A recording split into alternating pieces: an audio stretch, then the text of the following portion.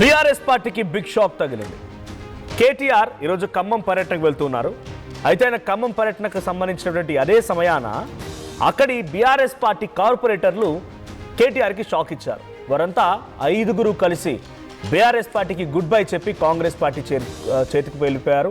Congress party కండువాలు కప్పుకున్నారు. కార్పొరేటర్ల జంపింగ్తో BRS పార్టీలో ఒక షాక్ గురైంది, అంతర్మదన మొదలైంది. కార్పొరేషన్ ఎన్నికలు సమీపిస్తున్న వేళ సొంత పార్టీకి ఆ సదరు కార్పొరేటర్లు షాక్ ఇవ్వడంతో అంతా ఒక్కసారిగా ఖమ్మం సంబంధించిన బీఆర్ఎస్ పార్టీ శ్రేణులంతా కూడా షాక్ గురయ్యారు.